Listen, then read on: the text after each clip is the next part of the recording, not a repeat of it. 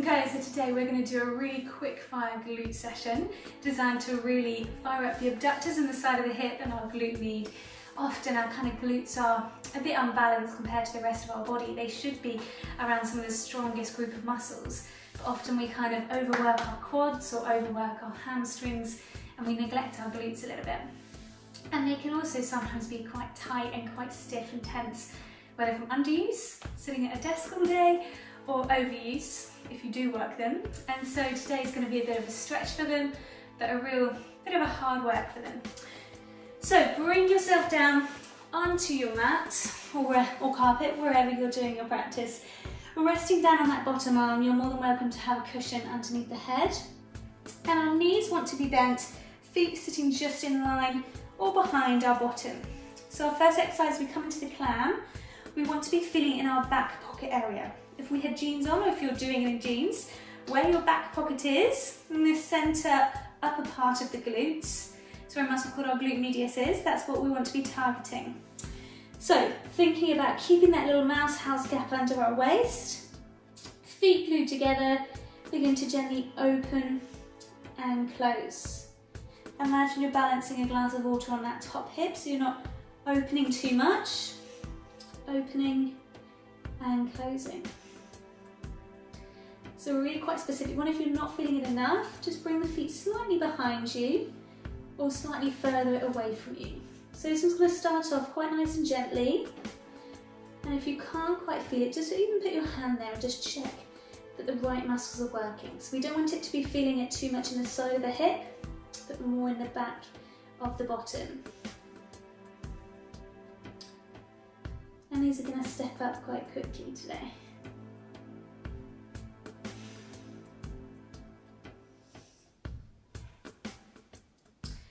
On your next one, I want you to just straighten that bottom leg. Keep that top foot connected just behind the knee. Drop the knee down so the hips tilt downwards to the floor. Use this front hand for a bit of balance. Our clam level 3, feeling in the same place, same movement pattern. You're going to pivot the knee open and close. So the foot stays balanced on the leg, not the floor. It's much easier to work from the floor. So this one's pretty brutal. Usually you can feel this one. So some of these glutes ones are lovely for any runners, cyclists among you, even walkers, training the glutes to be working, to be pushing hard.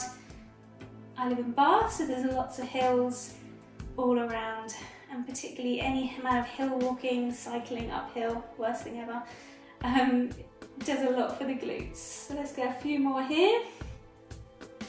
And then after your next one, I want you to hover that leg. You're going to drive the knee in and kick away. Driving the knee in and kick away. So this is quite a cycling-like movement, keeping the rest of the upper body nice and still. Even running, driving the knee up or sprinting, knee in, kick the leg away, push with the heel. And we're beginning to shift the focus from the back of the bottom to more into the abductors and the side of the hip.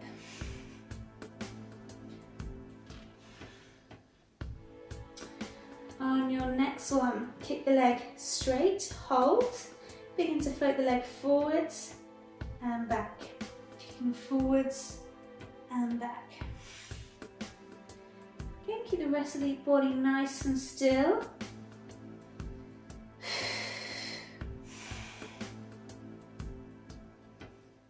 Good, hips want to stay stacked, try and avoid leaning back, that will make things lots easier. Hips stacked. Let's go a few more.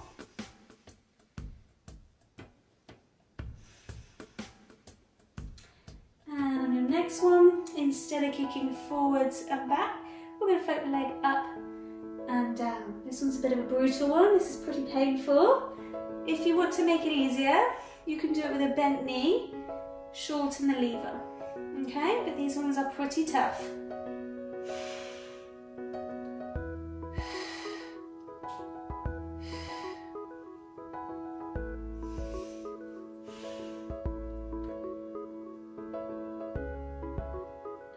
want you to keep that leg lifted as you come down. Hover it. Begin to lift the lower leg to join. So giving the lower leg a bit of work to do. Lifting and lowering. Last few, you'll be pleased to know, on this side. And then unfortunately you have to do it all again on the other side. On your next one, I want you to hold and just scissor the legs forwards and backwards.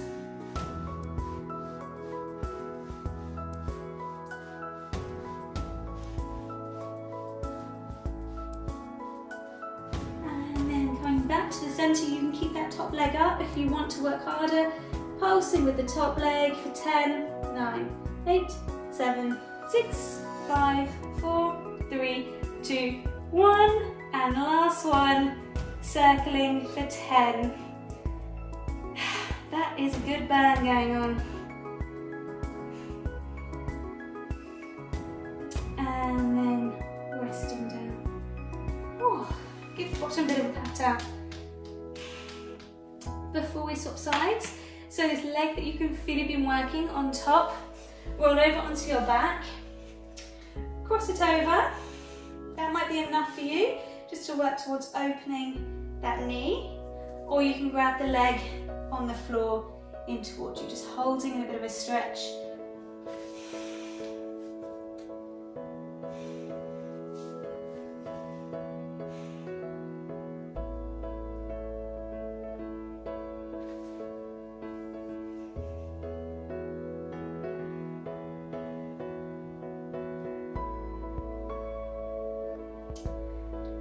And then ready for round 2 on the other side. So bring yourself over onto the other side. Feet together, feet just in line with your bottom or behind. Resting down on that bottom arm. Finding that little mouse house gap, pushing that top hip away. Hips stay stacked.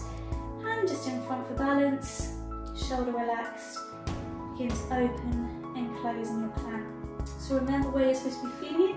In the top part of the back of the bottom, opening and closing. And you know what's coming this side. Opening, closing.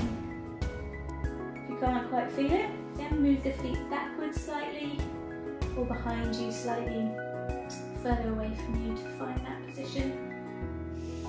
And imagine you've got a drink resting on that top hip the whole time while we do a lot of these. So the hips aren't moving, but we've got that leg movement happening. No movement around the hips, so we're using our core to keep the pelvis nice and still. On your next one, let's extend that bottom leg. Keep the top foot connected behind the knee, drop the knee down so it tilts our whole pelvis down. Use the front hand for balance, pivoting open and closed. Open and closed.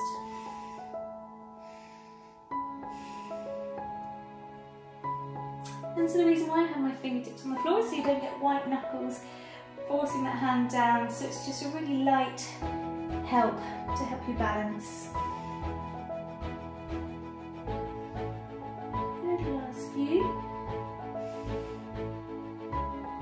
Feeling in that back of the bottom, where our back pocket will be. Hips stay nice and still. And then on your next one, we're going to hold the leg, driving the knee up, kicking away with the heel, flex the foot, drive the knee up, kick the leg away, drive the knee up, kick the leg away.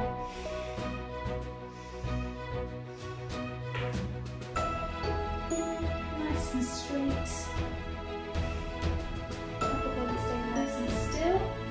Try not to have too much pressure through that top arm. You can always let go if you want to, but it is quite nice to help you balance.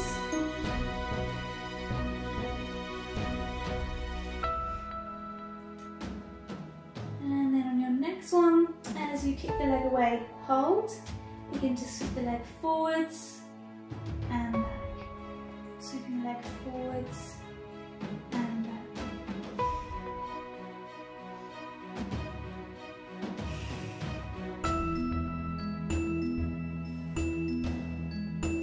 keeping the leg at the same height rather than wavy. Nice smooth movement, gliding the leg forwards and back. Upper body stay nice and still.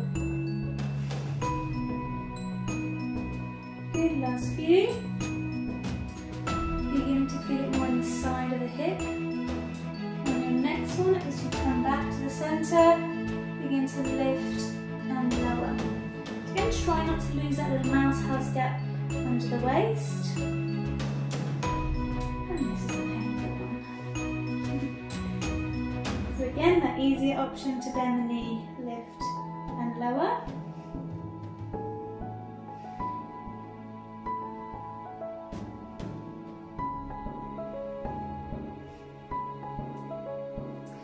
Are we feeling this? On your next one, keep the leg up, adding those lower leg lifts, lift and lower, lifting the lower leg up to meet.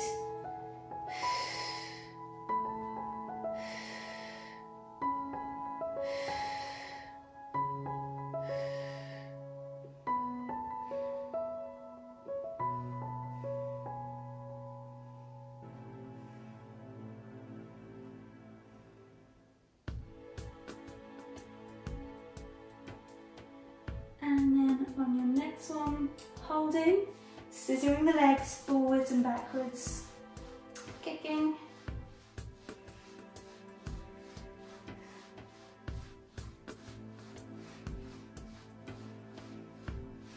Got 2 more to go. And they're probably the toughest too. On your next one, come back to the centre, holding that lower leg up if you want to work harder, pulsing for 10, 9, 8, 7, 6, 5, 4, 3, 2, 1. And last one, those circles, circling for 10.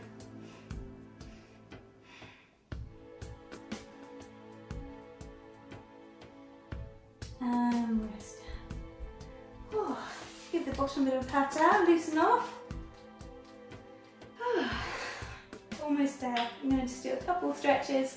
And then you're done. So roll onto your back, that leg that was on top, cross it over. Might be enough for you to just gently work on opening that knee or grabbing the leg on the floor, drawing it in towards you, whichever works best for you. If you're drawing the leg in, try and make sure the head's not tilted back. It's quite good sometimes to get a cushion or something underneath the head.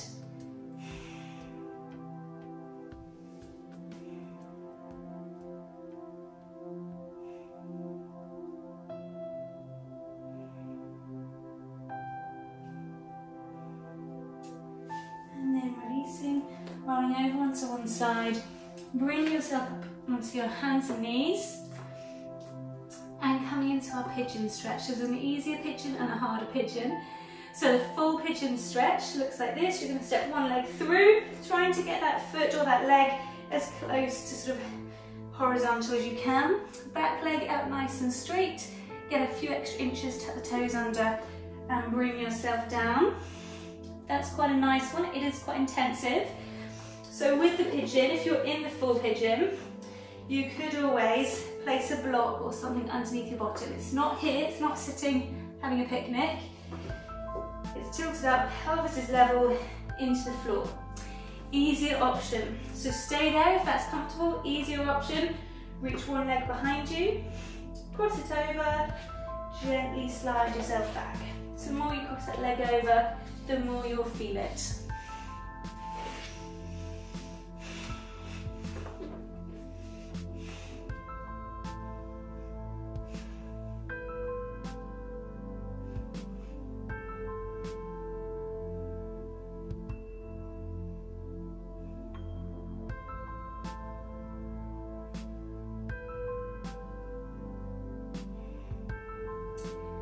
And then swapping over, if you're in the pigeon, you can step through with the other leg. Again, easier option, I'll show you again. Step the leg behind, cross it over, slide yourself back. The more you cross it over, the more you'll feel that stretch. So it's a really good one to keep our hips and glutes nice and flexible. because often that can have a real implication on our lower backs. So I'd also recommend doing the kind of massage ball session. That's a really good one to just enhance your sort of mobility around the hips, or even jumping on a foam roller, not literally jumping, but rolling out through the glutes, ironing them out, because often they can be quite sore and quite stiff and tight. And then gently releasing, bring yourself around, sitting legs crossed. If that's uncomfortable, sit legs out straight, just gently reach the hands away, keeping a nice length through the spine.